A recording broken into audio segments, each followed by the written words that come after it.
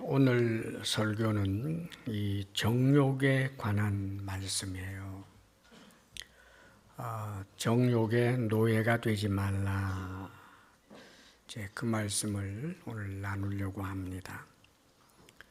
정욕의 노예가 되어서 살면 주변의 많은 사람들을 힘들게 하고 고통스럽게 하고, 그리고 본인에게도 정말 불행한 일로 그렇게 삶을 끝낼 수 있기 때문에 우리 그리스찬들은 참으로 복 있는 사람들인데, 그 복을 복으로서 지키기 위해서는 이 정욕을 경계할 줄 알아야 합니다. 오늘 말씀 1절에 보면 이렇게 말씀하고 있죠. 1절 우리 같이 한번 읽어봅니다. 다 같이 시작. 너희 중에 싸움이 어디로부터 다툼이 어디로부터 나느냐? 너희 지체 중에서 싸우는 정욕으로부터 나는 것이 아니냐?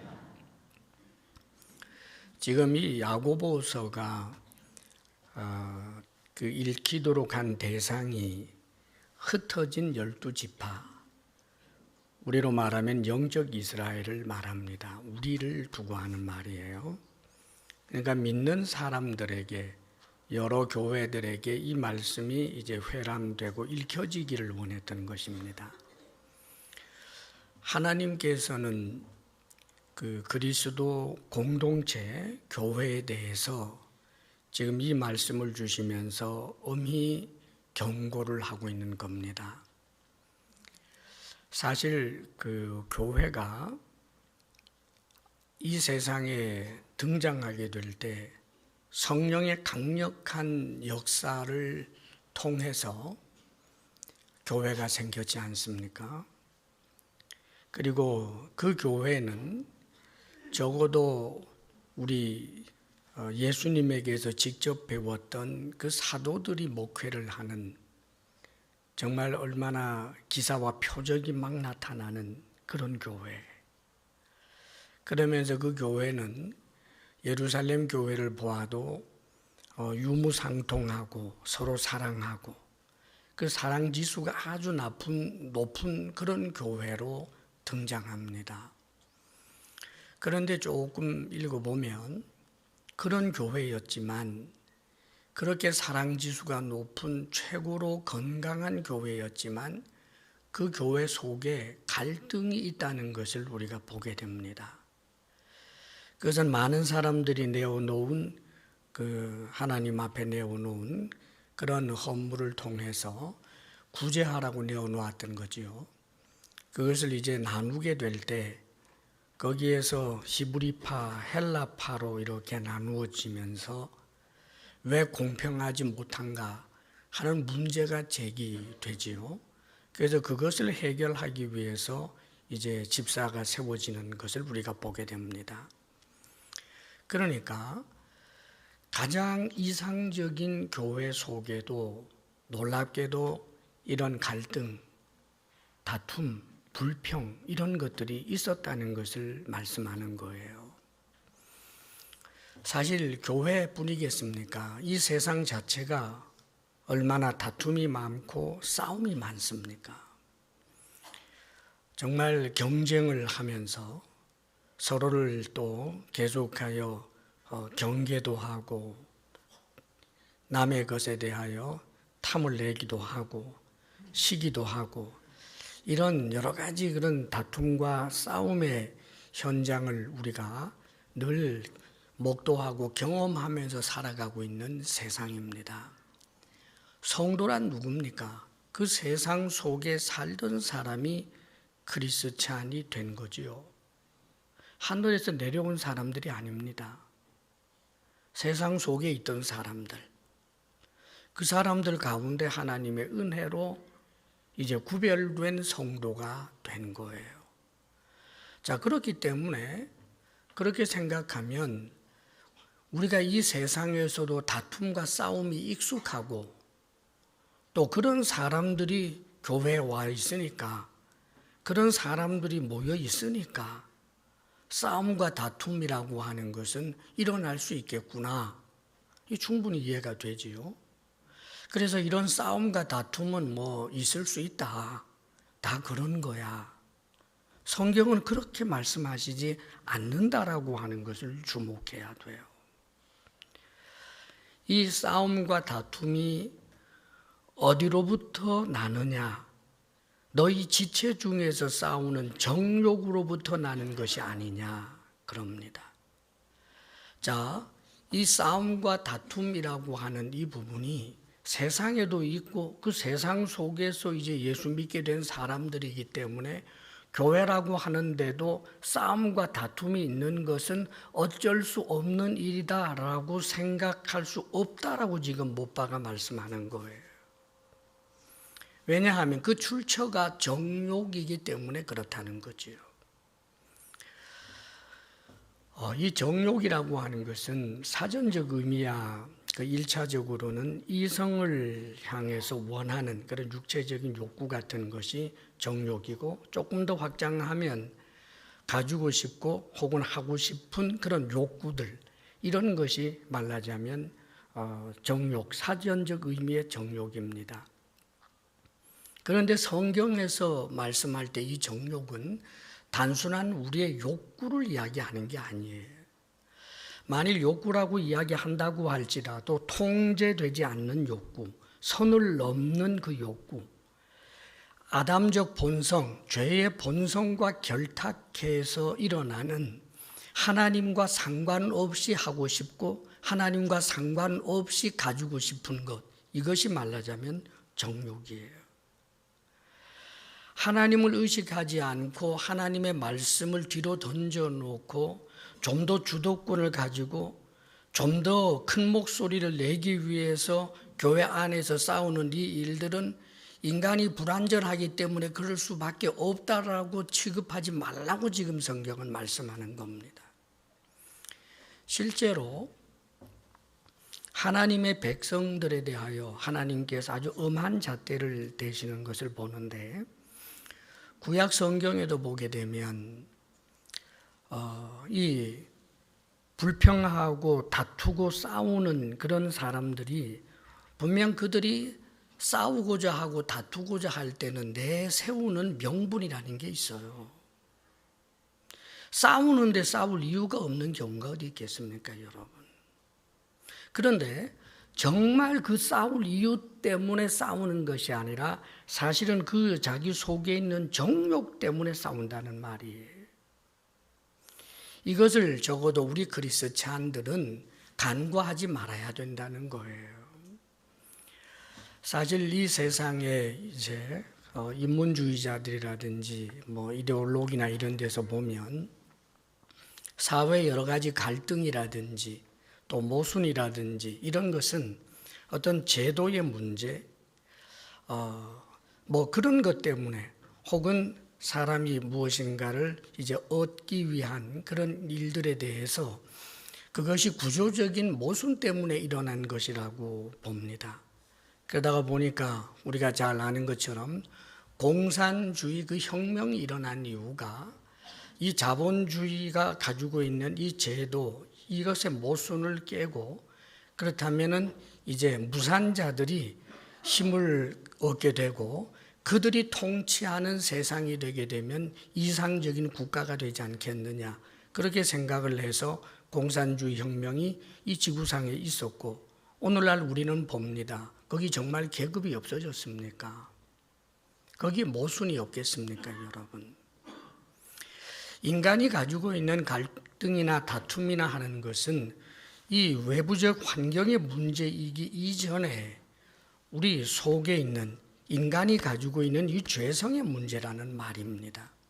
사회라고 하는 것이 각자 사람들이 모여서 이루어진 것이 사회고, 죄성이 가득한 사람들이 만들어낸 것이 문화고, 그 사람들이 고안해낸 것이 여러 가지 제도이기 때문에 그 제도가 아무리 이상적으로 꾸며졌다고 할지라도 그것을 실행하는 당사자 자체가, 그게 자본주의가 되었던 공산주의가 되었건 거기서 힘이 있는 어떤 영향력을 끼치는 그 사람들 자신들이 전부 천사가 아니기 때문에 이 다툼이라든지 분쟁이라든지 하는 것은 인간의 어떤 외적인 제도나 환경을 바꾼다고 해서 일어나는 일이 결코 아닌 것입니다.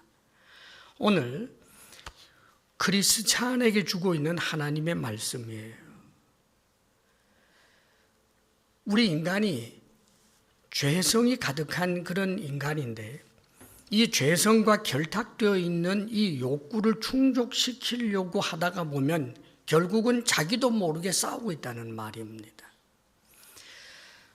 우리가 싸울 때 이를테면 부부 사이에서도 다툴 때 말투 때문에 싸웠다.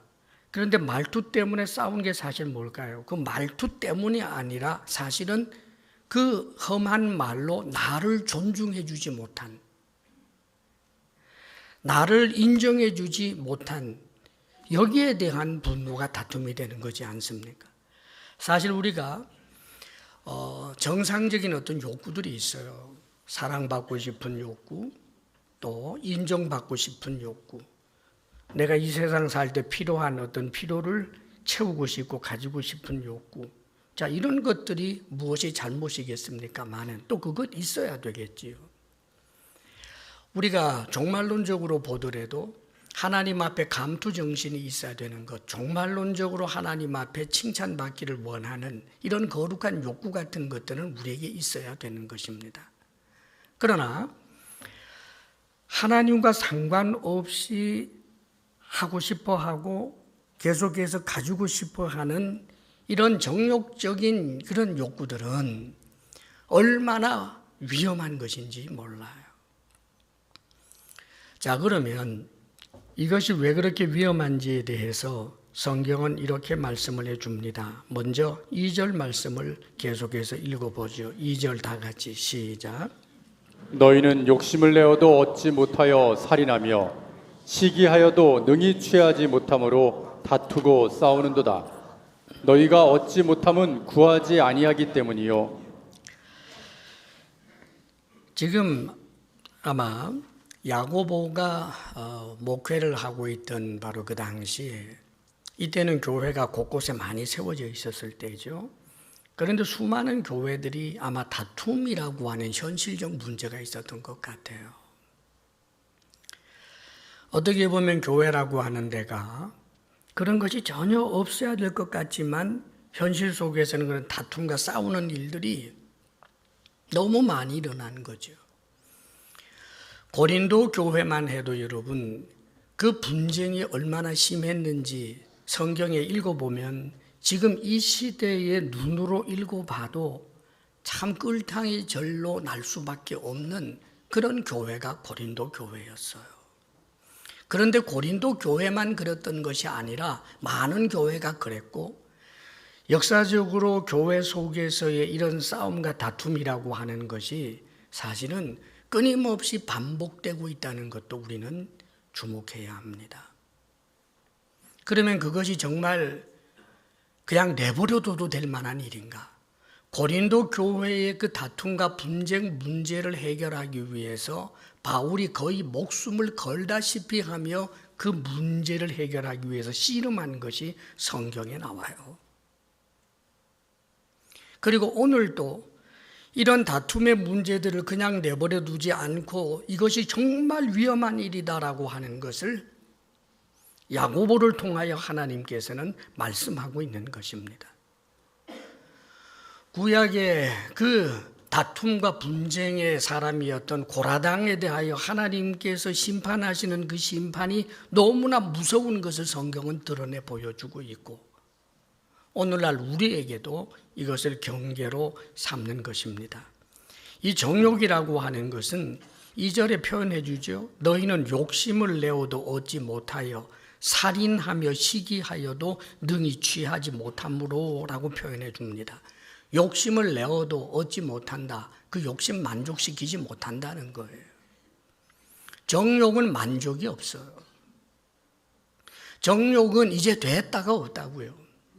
가지면 더 가지고 싶고 더 가지면 또 더 가지고 싶고 하고 싶으면 또 하고 싶고 또 더 하고 싶고 계속 그게 정욕이에요. 만족이 없다 그 말입니다. 살인하며 시기하여도 물론 여기에서 문자적 의미에서 교회 안에서 뭐 살인을 저지르는 일이 어디 일어났겠습니까만은 이 살인은 미워했던 것을 말하는 거예요. 미움이 살인이니까. 성경적 의미에서 미워하는 것은 살인입니다. 한 교인이 또 다른 교인을 미워한다. 지금 살인죄를 짓고 있는 거예요.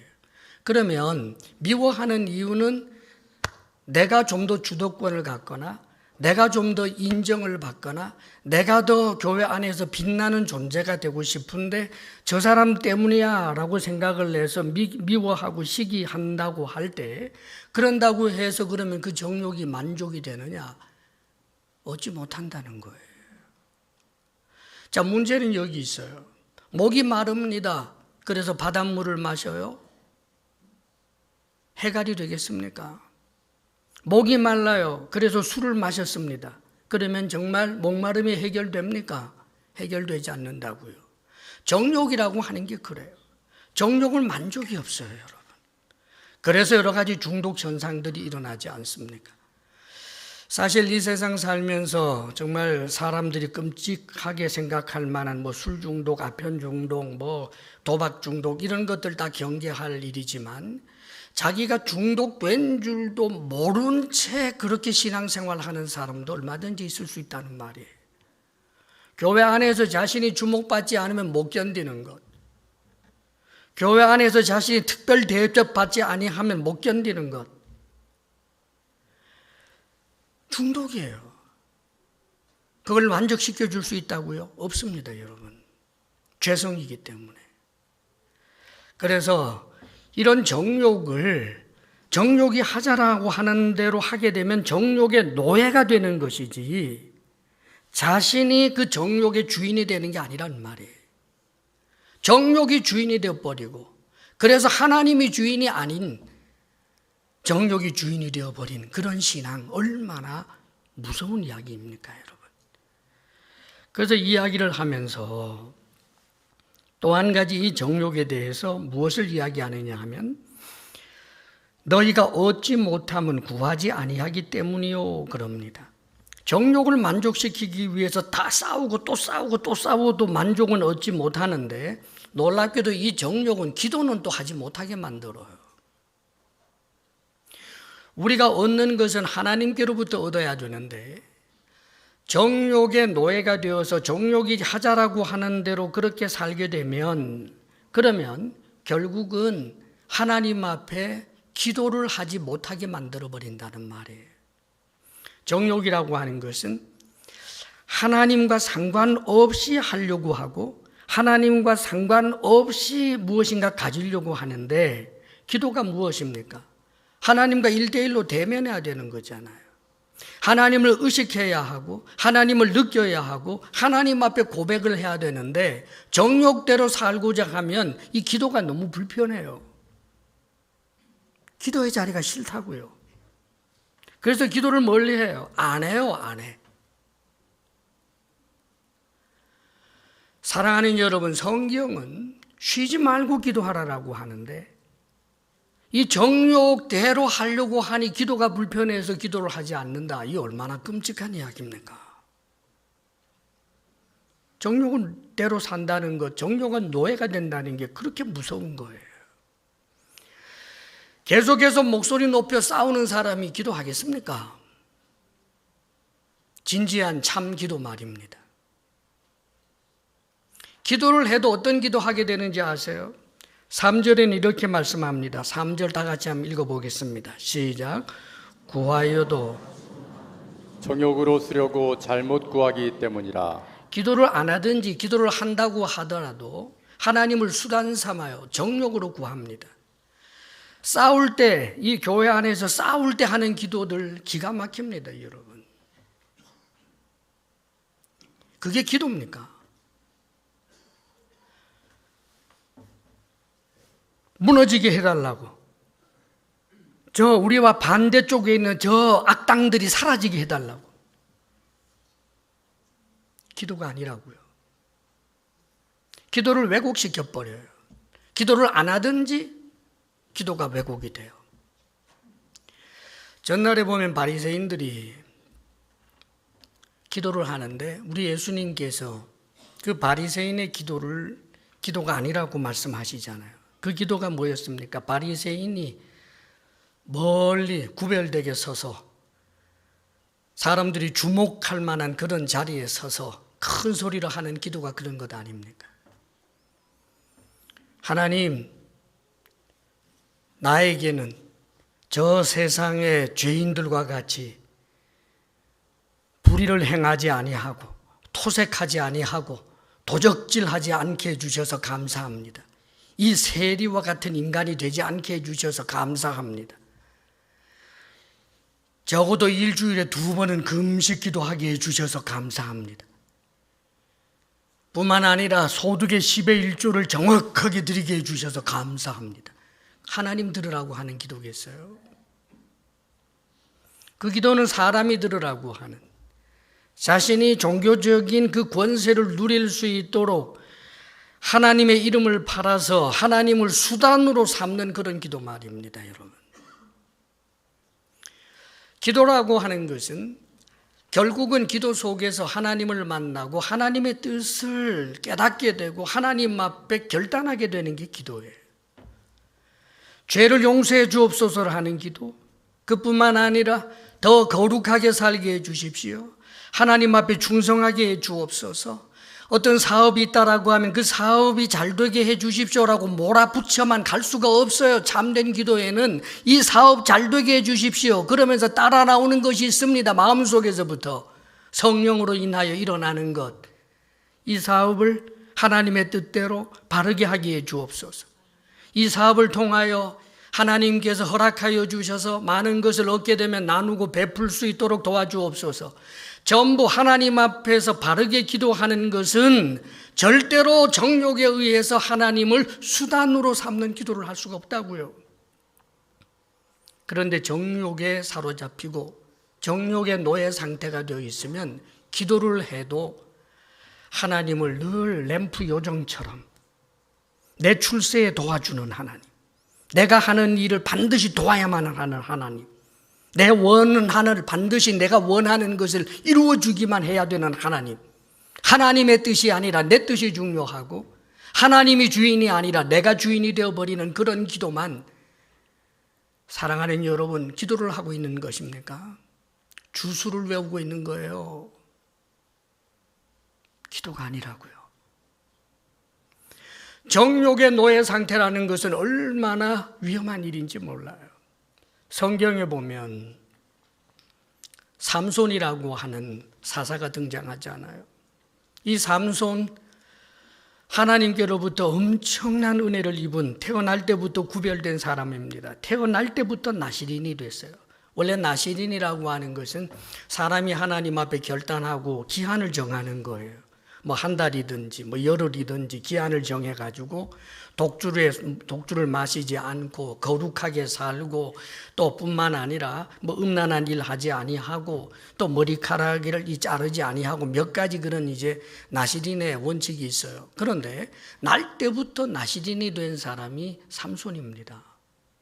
그리고 하나님께서는 이 삼손을 통하여 이스라엘을 구원하시겠다고 하는 약속을 해주신 그런 엄청난 사람이고, 삼손이 점점점 자라면서 그에게 나타나는 놀라운 힘, 초자연적인 힘이 그에게 있지 않았습니까?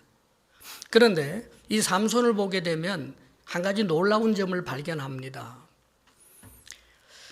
도대체 나시린으로서 하나님께서 금하신 일들에 대하여 1도 고민하지 않아요. 그는 사자를 만났습니다. 젊은 사자를 만났더니 힘이 세가지고 사자를 찢어버렸어요. 얼마나 엄청난 사람입니까? 사자를 그렇게 죽여놓고 던져놓고 난 다음에 나중에 시간이 좀 지나서 보니까 그 광야의 뜨거운 햇빛 때문에 거의 미라처럼 돼버리잖아요. 이게 구닥구닥해진단 말이에요. 습기도 없어져 버리고.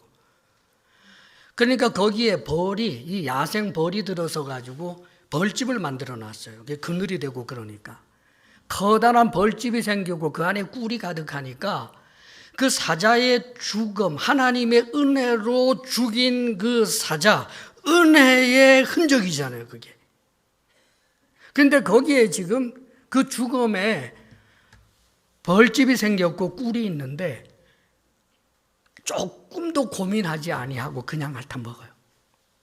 나시린은 죽음을, 시체를 가까이 하지 말라라고 하는 규례가 있었지만 그에게는 그게 상관이 없어요, 여러분. 그리고 기도를 해야 가책이 되지. 보나마나 하나님하고 찾으면 죄송해지니까 아예 안 해요, 기도. 기도하면 뭐라고 하실지 아니까 안 한다고요. 기도하지 아니하면서 지 정욕대로 하나님의 말씀은 아랑곳하지 않고 먹고 싶으면 먹고 하고 싶으면 하고 가지고 싶으면 가지고 그렇게 막 살았습니다. 어마어마하게 센 힘 가지고 말이에요. 이 사람이 음란한 삶을 살았다는 것은 성경에 너무 잘 나와 있잖아요. 나중에 들릴라라고 하는 여인 만나잖아요.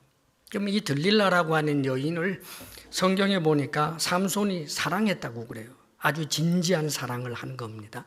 그런데 이 들릴라에게 블레셋 사람들이 돈을 주면서 삼손의 그 힘의 비밀을 좀 알아달라고 그런 거예요. 그러니까 이 들릴라가 계속해서 요구하는 겁니다. 날 사랑한다면 당신이 가진 힘의 비밀 좀 나에게 얘기해 달라고. 처음엔 얘기 안 했죠. 자신의 목숨이 위태로운 일인데 하겠어요? 그런데 이 여인이 매일매일 졸라대는 거예요. 매일매일 졸라댑니다. 그런데 삼손은 그 여인을 사랑해요. 이 여인은 계속해서 가르쳐줘. 당신이 날 사랑한다면 가르쳐줘. 매일매일 졸라대는데 성경에 이렇게 표현해 줍니다. 매일매일 졸라대니 번뇌하여 죽을 지경이 되었더라. 그래도 기도는 안 해요. 하나님 앞에 무릎을 꿇고 오 주여, 내가 사랑하는 들릴라가 이렇게 요청합니다. 어떻게 하면 좋습니까? 안 해요, 기도. 그래서 결국은 그 힘의 비밀을 이야기하고, 그래서 힘이 사라지고 눈이 뽑히고 맷돌 돌리는 신세로 전락해버리고 말지 않습니까, 여러분?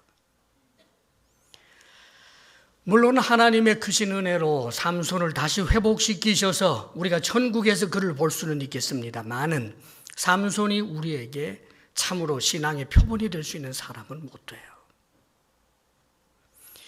정욕을 따라 살았기 때문에 더 큰 일을 할 수 있는 사람이 더 큰 일 하지 못하는, 지정에 얽매여서 그렇게 살다가 그렇게 엄청난 힘을 낭비해버리고 말아버린 사람, 은혜를 은혜로 그렇게 멋지게 사용하지 못하고 오히려 정욕의 사람으로 살았던 그런 삼손 아닙니까? 사랑하는 여러분, 만일 우리가 자꾸 다툼과 싸움이 계속해서 일어난다면 여러분 속을 좀 들여다보라고요. 그리고 하나님 앞에 이 문제를 가지고 기도하며 나아가야 되는 거예요. 하나님의 은혜와 도우심이 정욕에 혹 사로잡혀 있는 우리들에게 크신 은혜로 하나님께서 도와주시기를 축복합니다. 그러면서 이 정욕의 또 한 가지 문제가 4절에는 이렇게 표현해 주고 있어요. 4절 다 같이 함께 읽습니다. 시작. 가늠한 여인들아, 세상과 벗된 것이 하나님과 원수됨을 알지 못하느냐?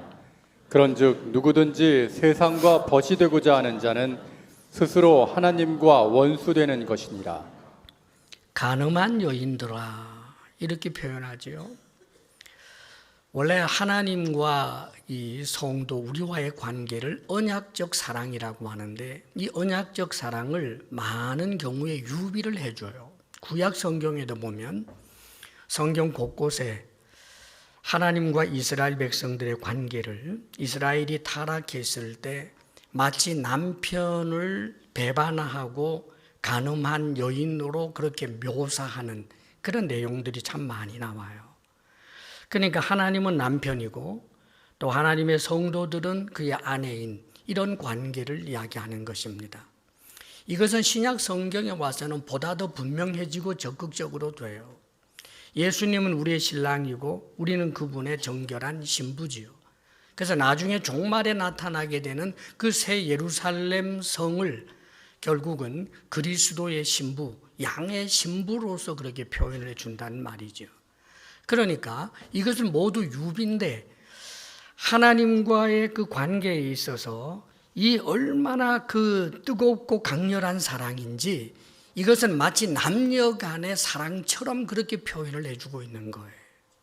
그러면 정욕을 따라서 산다라고 하는 것은 단순한 실수 정도가 아니고 이 정욕의 노예가 된다라고 하는 것은 결국은 하나님 앞에서 영적 간음을 하는 것이 되고, 이걸 넘어서서 더 무서운 것은 이것은 세상과 벗이 되는 것이기 때문에 하나님과 원수가 되는 길이라고 말씀하고 있는 거예요.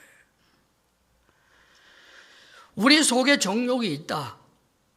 예, 저도 있고 여러분에게 있어요. 그런데 이 정욕으로 인하여 우리는 가끔 정말 원치 아니하는 일을 하기도 하고 불의한 방법으로 취하기도 해요. 하나님이 그거 모르는 거 아닙니다, 여러분. 그러나 계속해서 그렇게 한다라고 하는 건 이야기가 달라요. 새가 날아가다가 똥을 쌌습니다. 제비가 날아가다가 똥을 싸가지고 이마에 탁 맞아본 적 있어요, 여러분. 참 그 기분 안 좋아요. 그런데 그 새가 내 머리에 둥지 틀고 살지는 않게 할 수 있잖아요. 정욕이 때로는 내가 경계하는데도 불구하고 그 경계를 뚫고 일어나서 정욕이 계속하여 북치고 장구치는 바람에 불의한 방법으로 취하기도 하고 해서는 안 될 짓을 하는 일도 있지만, 그렇다면 하나님께 나아가 기도하고 회개하며 새롭게 하나님이 주시는 힘으로 다시 한번 죄에 대하여 피 흘리기까지 싸우고자 하는 그런 하나님과의 인격적인 관계를 가져야 되는 것이지, 계속해서 이 정욕이 하고자 하는 대로 정욕의 노예가 되어서 그렇게 살게 되면 그 결국은 하나님과 원수가 되는 거예요. 이 정욕에 대한 표현을 세상과 벗이 되는 것이라고 표현하는데, 세상이란 하나님이 천지를 세상을 창조하셨다라고 할 때 그 세상을 말하는 것이 아니고 하나님 없는 가치들을 말하는 거예요. 세상 가치 말입니다. 이를테면 성공지상주의, 쾌락주의, 이 세상 가치들이잖아요, 여러분. 성공을 하기 위해서는 수단과 방법을 법망을 통하고 내 발목 잡는 일만 없다면, 피할 수만 있다면 그게 지혜고, 법망을 피해서라도 그렇게 해서 성공을 한다면 성공한 사람이 장땡이다. 이게 세상 이야기 아닙니까, 여러분? 작은 도둑은 감옥에 가지만 큰 도둑이 돼서 나라를 훔치면 그게 뭐가 문제냐고. 예, 세상에서는 그게 문제가 없다고 할 수 있겠지요. 나중에 보세요, 하나님 앞에서 어떻게 되는지. 우리는 이 세상뿐만 아니라 죽은 이후에 그 낙원도 알고 있고, 나중에는 하나님의 나라가 이 세상에 치고 들어오는 것을 알고 있는 사람들이 우리들이에요. 그런데 어떻게 세상 가치를 따라 살겠습니까, 여러분?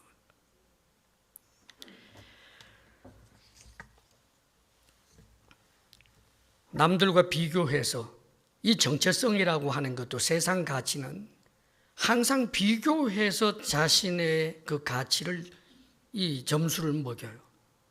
비교해보고 내가 그보다 좀 나으면 내가 우월감을 갖고, 내가 그보다 못하다고 싶으면 미워하든지 분노하든지 절망하든지 하고, 이게 세상 가치예요. 세상에 벗이 되어 살아가는 삶의 모습이라고요. 사랑하는 여러분, 크리스찬이라고 하면서 남보다 못 가졌다라고 하는 것 때문에, 그것 때문에 너무 원통하고 가슴을 치고 있다면 도대체 뭘 믿고 있는 것입니까? 천국은 믿는 것입니까? 하나님께서 좋은 것을 주신다는 것을 정말 믿는 것입니까? 세상 가치라고요, 여러분. 그게 우는 이유가 내 죄 때문에 울고, 안타까운 것이 내가 좀 더 충성하지 못한 것으로 안타까워야지, 남보다 못 가진 것 때문에 그렇게 속상하고, 내가 누군가의 발을 씻어주는 게 그렇게 억울하고. 사랑하는 여러분, 이게 세상 가치라고요, 세상 가치. 이 세상 가치를 따라 살아가는 것은 결국은 세상과 벗이 되는 것이고, 계속해서 그렇게 살게 되면 결국은 하나님의 원수가 된다라고 그렇게 경고하고 있는 것입니다. 그러므로 오늘 말씀의 결론적인 이야기가 5절에서 이렇게 나오는 거예요. 5절 말씀 우리 같이 한번 읽어봅니다. 다 같이 시작. 너희는 하나님이 우리 속에 거하게 하신 성령이 시기하기까지 사모한다 하신 말씀을 헛된 줄로 생각하느냐? 너희는 하나님이 우리 속에 거하게 하신 성령이 그래요. 이 성령이 시기하기까지 사모한다. 자, 여러분, 예수님을 믿는다는 것은 예수님이 하시는 그 가르침이 주옥 같아서 내가 그 말씀 붙들고 살아야지라고 하는 유교 경전이나 불교 경전처럼 그렇게 신앙생활하는 게 아니에요. 예수님을 믿는다는 것은 하나님의 영이 우리 속에 들어와 있는 것을 말하는 거예요. 예수님을 믿으십니까, 여러분? 그렇다면 성령이 여러분 속에 계신다고요. 그걸 잊지 마세요.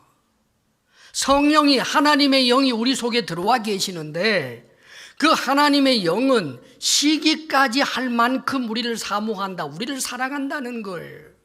우리가 원래 구원받은 이유가 무엇입니까? 하나님이 우리를 사랑하시기 때문이지 않습니까? 하나님이 세상을 이처럼 사랑하사 독생자를 주셨으니 예수님 십자가 구속의 은혜, 그것이 모두가 다 하나님이 우리를 사랑하기 때문에 일어난 일이에요.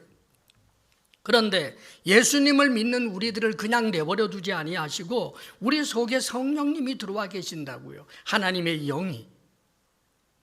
그런데 한번 조금만 생각해 보실래요? 그 거룩하신 하나님, 나에 대하여 너무나 잘 알고 계시는 하나님, 내 생각과 내가 하는 손가락 끝으로 하는 일조차도, 아무리 은밀하게 하는 일조차도 다 알고 계시는 그 하나님이, 나를 사랑하시는 그 하나님이 내가 정욕을 따라 행할 때마다 얼마나 힘들고 얼마나 고통스럽겠냔 말이에요. 성령의 탄식, 성령의 눈물, 성령의 한숨 말입니다, 여러분. 사랑하는 여러분, 크리스찬이 정욕을 이길 수 있는 것은 여러분의 허벅지를 꼬집어서 되는 게 아니에요. 정욕의 노예가 되지 않고 사는 것은 성령이 내 속에 계신다는 것을 인정하고 그 성령님과 교통하며 성령님을 의식하고 성령님의 인도를 따라 살고자 하는 그런 거룩한 노력이 있어야 할 뿐만 아니라 주님 앞에 나아가 늘 기도하며 말씀을 가까이 하는 것 이외에는 다른 방법이 없어요, 여러분. 특별히 성령님은 인격이신 하나님이라고요. 그래서 성경은 로마서에서도 8장 13절 14절에 보면 너희가 육신대로 살면 반드시 죽을 것이로되 영으로서 몸의 행실을 죽이면 살리니 무릇 하나님의 영으로 인도함을 받는 사람은 곧 하나님의 아들이라 그럽니다. 우리가 때로 내 육신의 정욕 때문에 잘못한 일, 그런 일들이 있을 때 후회하며 주님 앞에 나아가 오 하나님, 나를 긍휼히 여기소서, 나를 용서하소서, 내가 거룩하게 살 수 있도록 도와주옵소서라고 할 때 가장 기뻐하실 분이 누구예요? 내 속에 계신 성령이에요. 성령이 탄식하고 우울하면 우리의 영의 상태 자체가 그렇게 우울해져 버리고 말아요, 여러분. 신앙생활을 해도 퍼석퍼석하다고요. 기쁨이 하나도 없어요. 첫사랑이라고 하는 것은 남의 이야기로만 들려요. 간증하는 사람 이야기 들으면 그 간증하는 입을 다 막아버리고 싶어진다고요.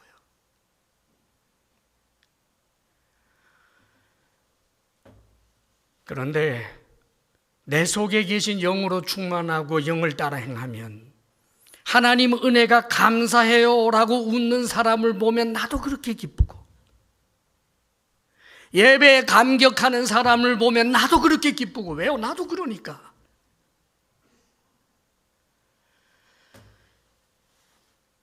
여러분의 속에 영의 상태를 스스로 살펴야 된다, 그 말입니다, 여러분. 갈라디아서 5장 19절에도 말씀해 주고 있지 않습니까? 육체의 일은 분명하니, 육체의 일은 여러분 몽롱하지 않아요. 우리는 알아요. 세상 사람들은 몰라도 우리는 너무너무 잘 안다고요. 하나님께서 죄라고 규정한 것을 이 육체의 일은 하는 거거든요. 정욕을 따라 하는 거란 말입니다. 온갖 음란한 것, 도적질하는 것, 분쟁하고 당짓고 싸우는 것, 전부 이런 죄의 목록들, 술 취함, 방탕, 막 이런 것들을 쭉 나열해 주면서 뭐라고 이야기하십니까? 너희에게 경계한 것 같이 경계하노니 이런 일을 하는 자들은 하나님의 나라를 유업으로 받지 못할 것이요. 사도 바울이 쓴 글에서 나오는 거예요. 믿음으로 구원을 얻는다라고 그렇게 강력하게 주장하는 사도 바울도 육체의 일을 계속해서 따라하게 되면 하나님의 나라를 유업으로 받지 못한다고 이야기하는 거예요. 노예가 되지는 마세요. 실수는 할 수 있어도, 잘못할 수는 있어도 계속하여 그것이 그럴 수밖에 없노라고 하면서 계속하여 그 멸망의 길을, 그 넓은 길을, 가서는 안 될 길을, 해서는 안 될 일을 계속 고집부리면서 하지는 말라고요. 싸울 수 있죠. 내가 잘못했다고 사과하고 새롭게 시작해야죠. 계속 싸워요? 음란한 일 할 수 있죠. 회개해야죠. 그리고 다시는 그렇게 하지 않도록 하나님의 은혜를 구해야 되겠지요. 나는 이 음란한 일 하지 않고는 못 살겠다. 그럼 지옥 가세요. 기억하시기를 바랍니다, 여러분. 하나님은 너무나 우리를 사랑하시는 하나님이지만 무서운 하나님이시기도 합니다. 우리 속에 계신 성령님, 이 성령님을 따라 살면 이 땅의 삶도 더 즐겁고 보람 있어요. 육체의 정욕은 만족이 없지만 성령을 따라 살면 작은 것으로도 만족해요. 자족할 수도 있고 작은 것으로 감사할 수도 있고 그렇게 기뻐할 일도 많고 그렇게 가치 있고 보람 있는 일도 많아져서 풍부에 처할 줄도 알고 빈핍에도 처할 줄 아는 이 땅의 삶도 정말 내 마음속에 있는 하나님의 나라를 온 손끝으로 발끝으로 누리면서 그렇게 살다가 언젠가 하나님 앞에 서게 되는 복된 사람들이 우리들입니다. 사랑하는 여러분, 우리를 사랑하시는 성령님, 우리 속에 성령님이 계신다라고 하는 이 말씀을 무시하지 말고 인격적으로 성령님을 늘 만나고 성령님과 동행하며 성령의 열매까지 맺으며 그렇게 살아가는 복 있는 사람들이 될 수 있기를 주의 이름으로 축원합니다. 아멘. 기도하겠습니다. 아버지 하나님, 우리가 아담적 본성을 갖고 있어서 때로는 이 육신의 정욕이 우리를 잠시 지배하여 해서 안 될 일 할 때도 있고 갖지 않아야 할 것을 가지게 될 일도 있음을 고백합니다. 용서하여 주옵소서. 그러나 아버지여, 어찌 우리가 우리 속에 계신 성령님을 계속하여 고통스럽게 하며 계속하여 탄식하게 할 수 있겠나이까? 우리로 하여금 기도의 자리, 말씀의 자리를 찾게 하여 주시고 아버지여, 내 속에 계시는 성령님과 동행하며 성령님께 민감하게 반응하며 정욕을 따라 사는 것이 아니라 성령을 따라 행하는 우리들이 되게 하여 주옵소서. 이 땅의 삶을 오히려 우리는 우리에게 주어진 영원한 영광을 소망할 뿐만 아니라 지금도 함께 하시는 성령님으로 인하여 세상 사람들이 우리가 기뻐할 때 기뻐할 이유가 신비하게 느껴질 정도로 기뻐하고 감사하며 힘있게 살아가는 우리들이 되게 하여 주옵소서. 예수님 이름으로 기도하옵나이다. 아멘.